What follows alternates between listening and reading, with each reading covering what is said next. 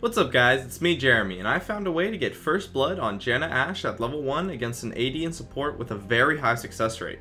About 90% on the purple side and about 80% on the blue side. Janna Ashe has the highest level 1 damage of any AD support bot lane combo in the entire game. And with this guide I can help you maximize that damage, and give you a huge chance of first blooding an unsuspecting enemy.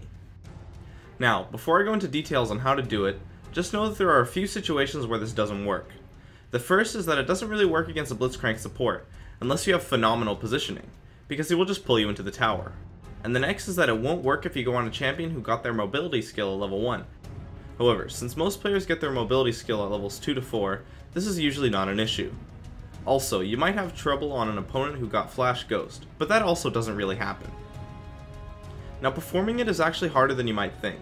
It took a lot of min-maxing for me to figure this out, without having to be screwed for the rest of the laning phase. The first thing is that Janna should get Flash Exhaust, while the Ashe gets Flash Ignite for summoner spells. These summoner spells are very important to be exactly like this, since Ignite is used to counter an enemy's heal, while the Exhaust is used as an absolutely necessary second CC tool. And since you want Ashe to get the kill, you should put the Ignite on her. For masteries and runes on Ashe, you should just get standard AD. For masteries, I recommend 2109 or 2190, whichever you like better. And for runes, you want to have some sort of flat AD. Now here's where it gets interesting.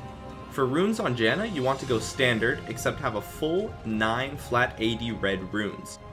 This is a huge factor in making this strategy successful. It increases Janna's level 1 damage by a ton, and actually makes her lane phase a lot stronger in general. So what you replace them with is not miss that much, even if you fail, because it makes Janna's weak lane phase much stronger. For masteries, you can just go standard, but I recommend 1:15:14 for increased movement speed, the gold mastery, and the exhaust mastery. For starting items, Ashe should start with Doran's Blade, but if you want to start boots and 3 pots after practicing this, and you feel that you have enough AD from runes and masteries, that is viable as well. You just need a couple more auto attacks. It also doesn't matter what Janna starts with, as long as you start with at least 1 ward. Ashe must start with Volley, and Janna must start with Tornado. When you do this, you want to start in the Tri-Brush for the purple side, or the River Brush for the blue side. Wait until the enemy champions have pushed a bit and then gank them from behind, or gank them when they face check.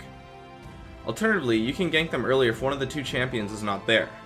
You don't want to wait in the in-lane bushes because you risk the chance of an enemy support just warding the bush, and then it will fail.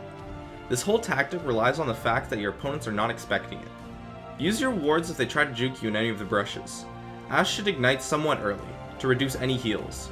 Janna should also exhaust somewhat early as well. You want to exhaust before you use your tornado, since it has less range and will allow Ashe to hit her volley as well.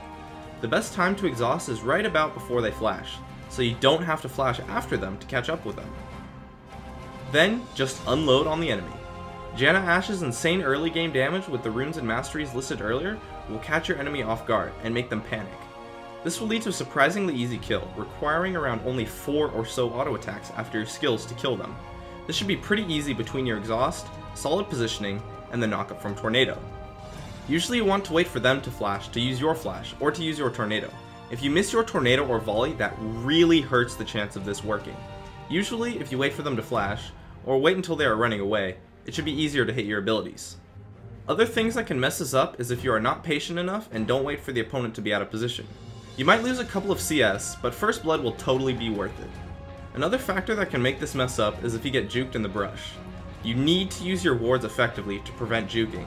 Between Janna's passive and the movement speed masteries, you can actually probably start with multiple wards if you want, just to be sure that you aren't juked.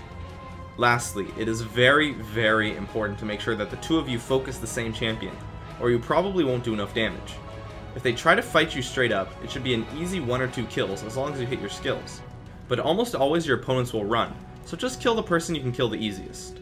This will have to be judged by you and your partner, depending on the opposing champions.